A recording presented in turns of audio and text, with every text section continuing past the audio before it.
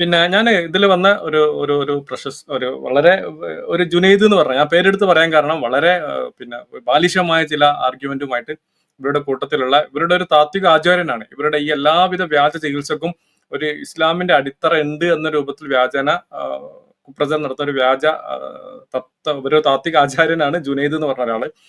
അദ്ദേഹം നിരന്തരമായിട്ട് നമ്മുടെ പോസ്റ്റിൽ ജമാൽ ഖാന്റെ പോസ്റ്റിലായാലും നമ്മുടെ മെഡിക്കൽ സ്കെപ്റ്റിക്കിന്റെ വീഡിയോ ആയാലും നിരന്തരം വന്നിട്ട് കമന്റ് ഇങ്ങനെ കോപ്പി പേസ്റ്റ് അടിച്ച് പോകുന്നതാണ്. അദ്ദേഹത്തിന്റെ ഒരു കമന്റ് ഇവിടെ വായിക്കണം തോന്നുന്നു. അതില് പിന്നെ ഒന്നാമത്തെ ഒരു ഭാഗം അതാണ്. അത് ജമാൽ ഖാൻ മറുപടി പറയണം തോന്നുന്നത്. ഇത് രണ്ടാമത്തെ ഒരു സെഷൻ ഡോക്ടർ മറുപടി പറഞ്ഞിട്ട് ജമാൽ ഖാൻ അതിലൊന്ന് മറുപടി പറയണം. ഇതാണ് അഹ്ലുസുന്നയുടെ പണ്ഡിതന്മാർക്ക് വൈദ്യശാസ്ത്രത്തിന്റെ അടിത്തറ ഭക്ഷണക്രമം പ്രാമാണികമായി വിശദീകരിക്കുന്നിടത്ത് അബദ്ധം സംഭവിച്ചിട്ടുണ്ട് എന്ന് നമ്മുടെ ഡോക്ടർമാർ തന്നെ പരസ്യമായി പറഞ്ഞിട്ട് അതിന് മറുപടി പറയാൻ ഉത്തരവാദിത്തമായിട്ട് ആരെയും കണ്ടില്ല. അതായത് പിന്നെ അഹ്ലുസുന്നയുടെ പണ്ഡിതന്മാർ പറഞ്ഞ ഭക്ഷണക്രമവും ചികിത്സയുമായി ബന്ധപ്പെട്ടിട്ട് അതിന് വിരുദ്ധമാണ് മോഡേൺ മെഡിസിൻ പറയുന്നത്. അപ്പൊ അഹ്ലുസുന്നയുടെ പണ്ഡിതന്മാര് 10 നൂറ്റാണ്ട് 15-ാം നൂറ്റാണ്ടിലും 10-ാം നൂറ്റാണ്ടിലൊക്കെ പറഞ്ഞ കാര്യങ്ങൾ നമ്മൾ നിൽക്കണം. അതിനെതിരാണ് മോഡേൺ മെഡിസിൻ എന്നാണ് പറയുന്നത്. ജമാൽക്ക് അതിന് മറുപടി പറയണം. അതിനു മുമ്പ് അദ്ദേഹം പറഞ്ഞ 1-2 പോയിന്റുകൾ അദ്ദേഹം പറഞ്ഞത് ഇനി ഹോസ്പിറ്റലിൽ പോയി പ്രസവിച്ചാൽ പ്രശ്നങ്ങളൊക്കെ തീരുമോ, ഏത് ഹോസ്പിറ്റലിൽ പോകണം എന്ന് പറഞ്ഞ അദ്ദേഹം കുറച്ച് നമ്പർ ഇട്ടുണ്ട്. ഒന്ന്, ലേബർ ഇൻഡ്യൂസ് ചെയ്യുന്നത് അശാസ്ത്രീയമാണ്, അപകടമാണെന്ന് പറയുന്ന ഹോസ്പിറ്റലിൽ പോകണം. അതോ നമ്മുടെ സമ്മതം പോലും ഇല്ലാതെ ഇൻഡ്യൂസ് ചെയ്യുന്ന ഹോസ്പിറ്റലിൽ പോകണോ. 2, എപ്പിസിയോട്ടമി അശാസ്ത്രീയമാണെന്ന് പറഞ്ഞ ഹോസ്പിറ്റലിൽ പോകണോ, എപ്പിസിയോട്ടമി ചെയ്യുന്ന ഹോസ്പിറ്റലിൽ പോകണോ. പബ്ലിക് ഹെയർ ഷേവ് ചെയ്യുന്ന ഹോസ്പിറ്റലിൽ പോകണോ, അല്ലെങ്കിൽ എനിമ കൊടുക്കുന്ന ഹോസ്പിറ്റലിൽ പോകണോ, അത് എനിമ കൊടുക്കാത്ത ഹോസ്പിറ്റലിൽ പോകണോ. പിന്നെ മെഡിക്കൽ കോളേജുകളിലെ ലേബർ റൂമുകളിൽ പ്രസവിക്കാറായ സ്ത്രീകളുടെ സ്വകാര്യ ഭാഗങ്ങൾ പുരുഷന്മാരും സ്ത്രീകളുമായ അവിടുത്തെ വിദ്യാർത്ഥികൾക്ക് അവരുടെ പഠനാവശ്യങ്ങൾക്ക് വേണ്ടി കൺസെന്റ് പോലും ഇല്ലാതെ പരിശോധിക്കുന്നുണ്ടല്ലോ, അത്രത്തോളം ശരിയാണ്. ഇങ്ങനെ കുറച്ച് ചോദ്യങ്ങൾ ചോദിക്കുന്നുണ്ട്. അപ്പൊ എന്താ ഡോക്ടർ അതിന് മറുപടി പറയാം, ഏത് ഹോസ്പിറ്റലിലാണ് പോവുക? അപ്പൊ ആകെ പൊതുജനങ്ങൾ ആകെ ഉണ്ടോ ഇവിടെ ഇങ്ങനെയും പറയുന്നുണ്ട്, ഇതിൽ കുറെ പ്രശ്നങ്ങളുണ്ട്, അപ്പൊ അവിടെ പോകണ്ട എന്നുള്ള നിലക്കാണ് പൊതുജനങ്ങൾ എടുക്കുക. ഇതിനെന്താ ഡോക്ടർ മറുപടി? ആദ്യത്തെ ചോദ്യം എന്തായിരുന്നു? ലേബർ ഇൻഡ്യൂസ് ചെയ്യുന്നത് അശാസ്ത്രീയമാണ്, അപകടമാണെന്ന് പറയുന്ന ഹോസ്പിറ്റലിൽ പോകണോ, അതോ നമ്മുടെ സമ്മതം പോലും ഇല്ലാതെ ഇൻഡ്യൂസ് ചെയ്യുന്ന ഹോസ്പിറ്റലിൽ പോകണോ? ഇതിനകത്ത് ആദ്യം മനസ്സിലാക്കേണ്ടത്, നമ്മുടെ സമ്മതം ഇല്ലാതെ ഡോക്ടർ നമ്മുടെ ശരീരത്തിൽ ഒന്നും ചെയ്യാൻ പാടില്ല. Emergency situation, life and death സിറ്റുവേഷനിൽ ഡോക്ടർ നമ്മുടെ സമ്മതം ചോദിക്കേണ്ട ആവശ്യമില്ല. നമ്മുടെ പറഞ്ഞ് മനസ്സിലാക്കി തരുന്നതിന് പകരം നമ്മുടെ ജീവൻ രക്ഷിക്കുക എന്നുള്ളതാണ് ഇമ്പോർട്ടൻറ്റ്. ഇപ്പം ലൈഫ് ആൻഡ് ഡെത്ത് സിറ്റുവേഷൻ അല്ലാത്ത, ജീവൻ മരണ സിറ്റുവേഷൻ അല്ലാത്ത സാഹചര്യങ്ങളിലെല്ലാം നമ്മുടെ ശരീരത്തിൽ ഡോക്ടർ എന്ത് ചെയ്യുമ്പോഴും അത് എന്തുകൊണ്ടാണ് അങ്ങനെ ചെയ്യുന്നതെന്ന് അവർ നമുക്ക് പറഞ്ഞു തരൽ അവരുടെ ബാധ്യതയാണ്. അത് അറിയാന്നുള്ളത് നമ്മുടെ അവകാശമാണ്. അപ്പോൾ നമ്മുടെ സമ്മതം പോലും ചോദിക്കാതെ എന്നുള്ള ആ ഒരു ഭാഗത്തിന് ഞാൻ ഉത്തരം പറഞ്ഞെന്ന് വിചാരിക്കുന്നു. ഈ രണ്ടാമത്തത് ഇൻഡക്ഷൻ്റെ കാര്യം. ഈ എന്താണ് ഈ ലേബർ ഇൻഡക്ഷൻ എന്ന് പറഞ്ഞാൽ, അല്ലെങ്കിൽ പ്രസവിക്കാൻ മരുന്ന് വെക്കുക, പ്രസവിപ്പിക്കാന്നൊക്കെ അല്ലേ, അങ്ങനെ അല്ലേ പറഞ്ഞത്? അതെ അതെ. അപ്പൊ ഈ സാധാരണഗതിയിൽ ഒരു ശരാശരി കുഞ്ഞ് പൂർണ്ണ വളർച്ച എത്തും എന്ന് പറഞ്ഞത് 40 വീക്സ്, 37 വീക്സിന് ശേഷം ഒരു കുട്ടി ടേമാണ്. നമ്മൾ ഒരു എക്സ്പെക്റ്റഡ് ഡേറ്റ് ഓഫ് ഡെലിവറി എന്ന് പറയുന്നത് 40 വീക്സ് ആണ്. ഈ പറഞ്ഞ ഡേറ്റിന് തന്നെ എല്ലാവരും പ്രസവിച്ചോളണമെന്നൊന്നുമില്ല കേട്ടോ. അതിന് മുന്നത്തെ പോലും നമുക്ക് കുട്ടി പ്രസവിക്കാം, അമ്മയ്ക്ക് വേദന വന്ന് അമ്മ പ്രസവിക്കാവുന്നതാണ്. ഏതൊക്കെ സാഹചര്യങ്ങളിലാണ് പ്രസവിപ്പിക്കേണ്ടത്, മരുന്ന് വെച്ച് പ്രസവിപ്പിക്കുക എന്നൊക്കെ പറയുമല്ലോ, ഇത് ഏതൊക്കെ സാഹചര്യങ്ങളിലാണ് ചെയ്യേണ്ടി വരുന്നത്? സാധാരണഗതിയിൽ ഒരു പ്രഗ്നൻസി, പ്രൊലോങ്ഡ് പ്രഗ്നൻസി, അതായത് ഒരു 40-41 ആഴ്ചയിലധികം നീണ്ടു നിൽക്കുകയാണെങ്കിൽ അത് കുഞ്ഞിന് ഒരുപാട് ദോഷം വരുത്താനുള്ള സാധ്യതയുണ്ട്. ഉദാഹരണത്തിന് കുഞ്ഞിൻ്റെ മഷി ഇളകുക, കുഞ്ഞ് ഓക്സിജൻ കിട്ടാതെ കുഞ്ഞിൻ്റെ ഹൃദയടിപ്പ് കുറയുക, ഇങ്ങനെയുള്ള സാഹചര്യങ്ങളൊക്കെ വരാനുള്ള സാധ്യത ഉള്ളത് കാരണം ഒരു പ്രൊലോങ്ഡ് പ്രഗ്നൻസി ഉള്ള ഒരു സ്റ്റേറ്റ് വരുമ്പോൾ ഡോക്ടർമാർ ഇൻഡ്യൂസ് ചെയ്യാറുണ്ട്. അതേപോലെ തന്നെ അമ്മക്ക് പ്രസവവേദന വന്നിട്ടില്ല, പക്ഷെ കുഞ്ഞിൻ്റെ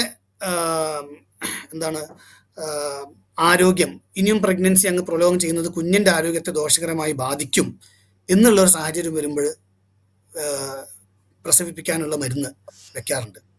അതേപോലെ തന്നെ ചില സാഹചര്യങ്ങൾ അമ്മയ്ക്ക് വെള്ളം പോയിട്ടുണ്ടാവും, പക്ഷെ വെള്ളം പോയി കുറേ നേരം കാത്തുനിന്നു, ഒരു 18 മണിക്കൂർ 24 മണിക്കൂറായിട്ടും അമ്മയ്ക്ക് പ്രസവവേദന വരുന്നില്ല. ഇങ്ങനെയുള്ള സാഹചര്യങ്ങളിൽ കുഞ്ഞിന് ഇൻഫെക്ഷൻ വരാനുള്ള സാധ്യത വളരെ കൂടുതലാണ്. അപ്പോൾ ഈ സാഹചര്യത്തിലും ഇൻഡക്ഷൻ, ലേബർ ഇൻഡക്ഷൻ അല്ലെങ്കിൽ പ്രസവിപ്പിക്കാനുള്ള മരുന്ന് വെക്കുക, ഇങ്ങനത്തെ കാര്യങ്ങൾ ചെയ്യാറുണ്ട്. അപ്പം പൊതുവേ ഹോസ്പിറ്റലിൽ പോയി കഴിഞ്ഞാൽ വേദനക്കുള്ള മരുന്ന് വെക്കും, പ്രസവിപ്പിക്കും എന്നൊക്കെ പറയുന്നത് തെറ്റാണ്. ചില പർട്ടിക്കുലർ സാഹചര്യങ്ങൾ മാത്രമാണ് ഇതൊക്കെ ചെയ്യേണ്ടി വരാറുള്ളത്. അത് എന്തുകൊണ്ട് ചെയ്തു എന്നുള്ളത് ഒരു രോഗി ചോദിച്ച് മനസ്സിലാക്കുക എന്നുള്ളത് അവരുടെ ബാധ്യതയാണ്. പിന്നെ രണ്ടാമത്തെ ഇതായിരുന്നില്ലേ ആദ്യത്തെ ചോദ്യം? ഇതായിരുന്നു ആദ്യത്തെ ചോദ്യം. രണ്ടാമത്തത് എപ്പിസിയോട്ടമി. എപ്പിസിയോട്ടമി. അതെ, എപ്പിസിയോട്ടമി ചെയ്യുന്ന ഹോസ്പിറ്റലിൽ പോകണോ, ചെയ്യേണ്ടാത്ത ഹോസ്പിറ്റലിൽ പോകണോ? ഇല്ല, ഈ ചികിത്സകരൊക്കെ അവസ്ഥ അതാണ്.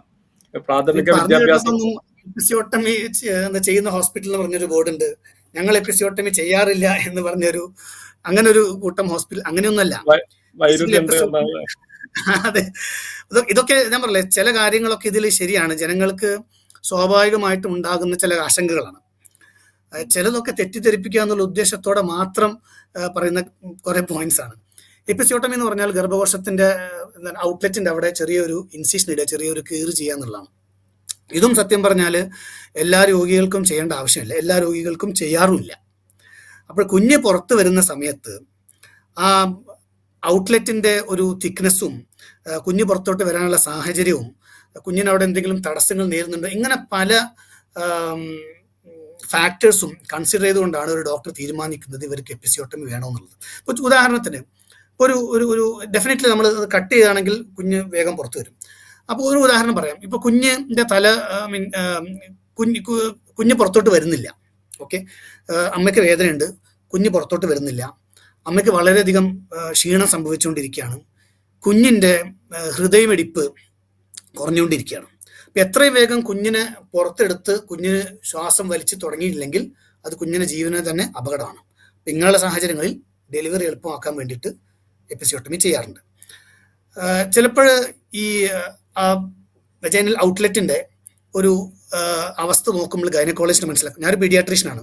സോ ഒരു ഗൈനക്കോളജിസ്റ്റ് മനസ്സിലാക്കും ഇത് കട്ട് ചെയ്തില്ലെങ്കിൽ അത് കീറുകയും ഗർഭകോശത്തിന് ഔട്ട്ലെറ്റ് കീറ മാത്രമല്ല ആ കീറൽ മലദ്വാരത്തിലോട്ട് വരെ പോകുന്നൊരവസ്ഥ ഉണ്ടാവാറുണ്ട്.